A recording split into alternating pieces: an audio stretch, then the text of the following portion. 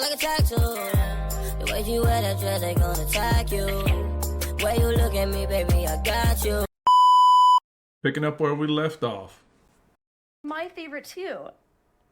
Right? And then they sort of they create false confluence in their relationships, which turns into its own hell. And it's like this whole cycle of dysfunction repeats.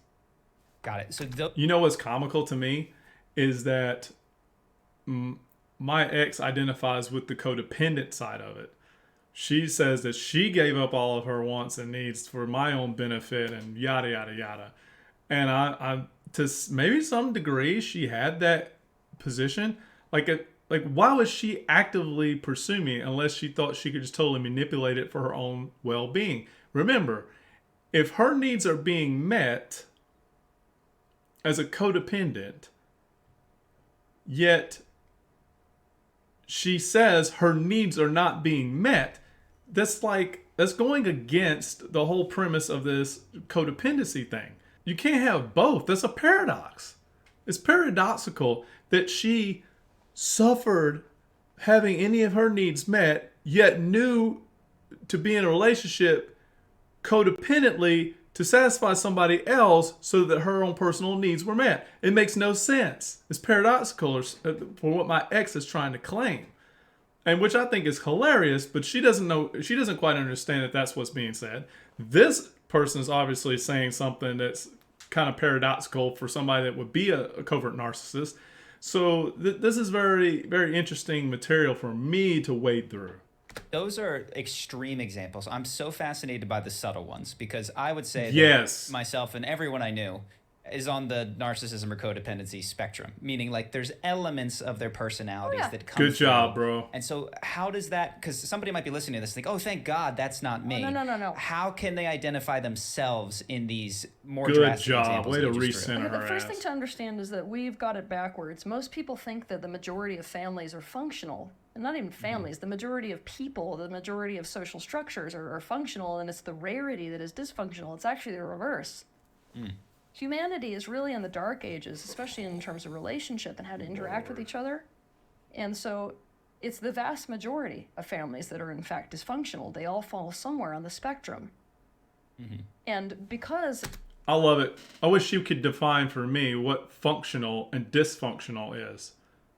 And please explain that how dysfunction is completely what is the undertone of all of these family dynamics. So this is the problem that I have. Can it be back and forth? What is the positive nature that we're trying to draw from these experiences too? Are we just completely discounting anything positive that happened in any of these upbringings and experiences? Or is it all victimization? We've all, for the majority, been going through this hell, Teal.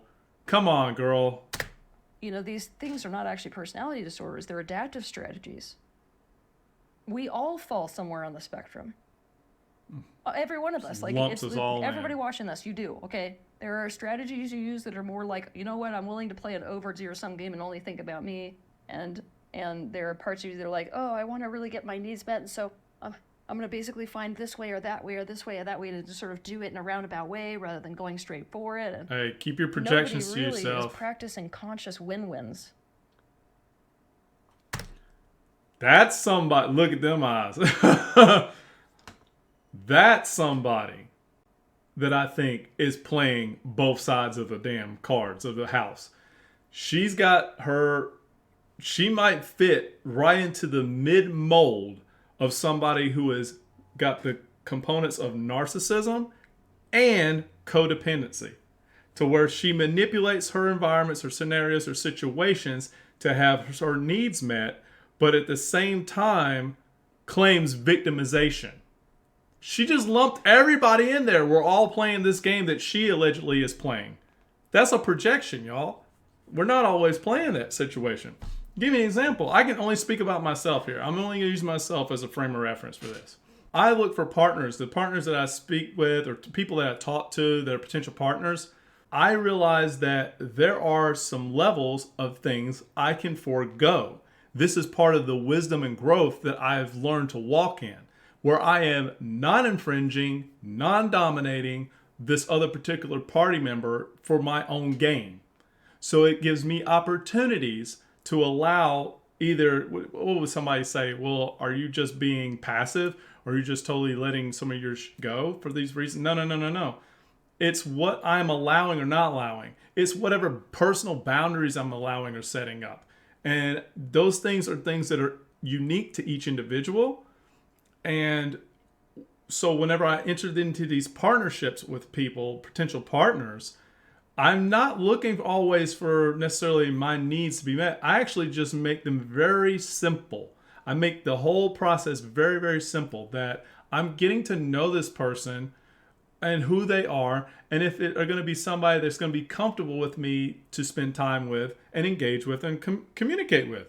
I want it to be on more of that friend type level. I'm developing a relationship, a friendship.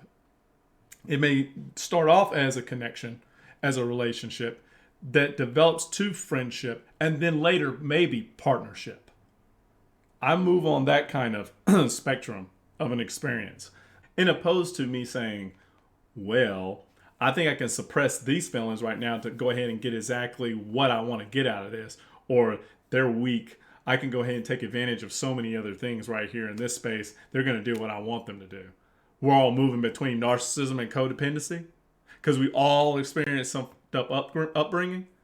I bet you if we peeled back Teal's brain and looked inside, opened up her cap, we might see some deficiencies in her brain regions. And it's not to say and paint her bad or ugly or anything like that. I'm just saying, if something happens, something happened. Here's the problem that I'm having. We're not saying that somebody can't be intelligent or intellectual because they reduce brain gray matter or whatever. All I'm saying here is that if it's deficient, they're deficient. Now, like, give you an example. One of the cases that may be, I wonder if this is what her birth was like. Most babies, and I would venture to say that there's a bigger portion of children born into this world that go through this, where they're born prematurely, or there's complications early in pregnancy. This usually sets up the stage for the NPD further down in life because the cortexes, for some reason, don't develop like they should in a normal birthing situation. So what I'm trying to get at here is, if you're born prematurely, you're more likely to have these issues. That is when I was looking up before, what is the kind of the setup, the reason for how this all happens. Those brain regions tend to develop very quick on the onset of when the child is born. There's like rapid development, brain development that happens during that period of time. And whenever there's complications, that detracts from that development. She may be a premature baby. This could account for something of why she believes the way the world is the way she believes it is. And because she has her belief system, she has her disillusion about how it runs, and she professes this to the world, she develops the camp of folks that it just like, oh, I can relate with her. So she's got a camp, a group, and it supports her, but it doesn't necessarily make it a global truth. I will hope people are understanding what I'm saying, and I'm not like, I don't want to completely bash her, but she's got some similarities to my ex. She's more proficient, maybe there's less reduction in the gray matter in the particular brain regions, but she's definitely on the same, I would say, spectrum as what I see out of my ex. And so one of the things that it was I hope he gets very hard for me initially to identify myself in that, because the words that you used were not ones I like, manipulative, sneaky, all those things. Right. I was like, no, that's not me. And so I'm curious. You're not being real. Can you give some examples of subtle There ways? we go. And you did mention one, for instance, when children are hurt or something, and the parent can't come to them and say, share with me your experience. I want to hear it. There's emotional states that are accepted by the parents, and there's other ones that are just buck up, get over it type of thing. So what might we have heard as kids that would be an indicator that, oh, you should look to this because that might be a place where you developed one of these strategies? If it felt like your life was decided for you and you didn't really get a say in it, let's say that mom and dad are obsessed with a certain sport, or it could be just one parent is obsessed with a sport, they've decided you're going to play it, you really don't have an option.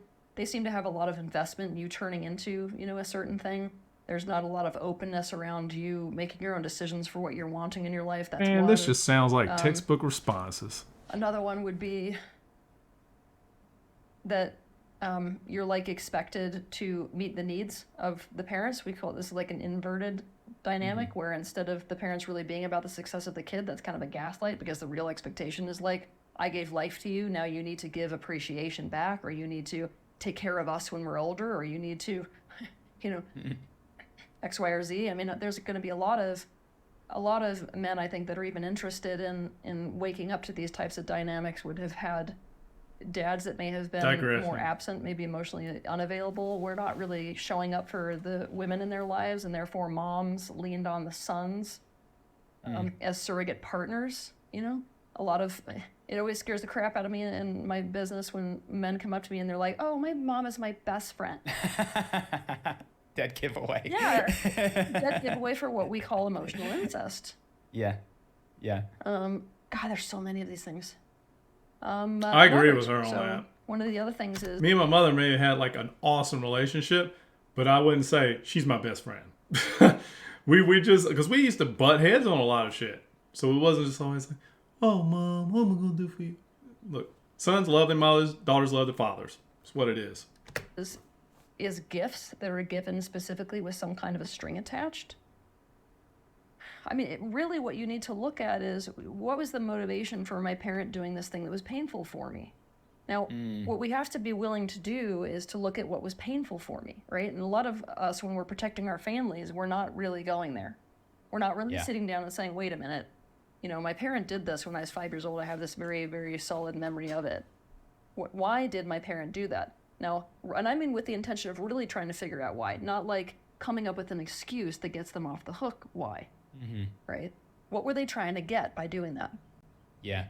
This is a tough one for people, because I've seen this in myself and in others. There's often a family mythology, because something happens when you're 5, and then the explanation is given by the 2 adults in the room for why that thing happened, and that becomes the dominant worldview of how love is expressed. Oh, it didn't feel good, but that's what love is. Love doesn't always feel good in these ways that mom and dad say that it's not supposed to feel good. Why do we because coin it love? Me in that circumstance, and so quick seeing to that think about love. And talking to people who haven't quite been able to unwind that has been shocking to me, the depths to which we really, I mean, that's the definition of love. Our parents set that template in front of us, and that's not necessarily defining love. Maybe raising a child carries a separate dimension of an experience than one of love. And like I say, like if we're going to define love, I think you could get extremely granular and nuancey with love, defining what love is. Because that is really, I think, heavily subjective on a lot of landscapes. And to think that when you have a negative experience with somebody in the household whom you've attached this caring feeling that you call love to, and they've done something to disappoint you or hurt you or whatever that is, then redefining and defining what love is in that compartment is purely a decision that somebody might have to grow in wisdom to know the difference. So to give you an example, I had an experience where my mother burned me with a cigarette.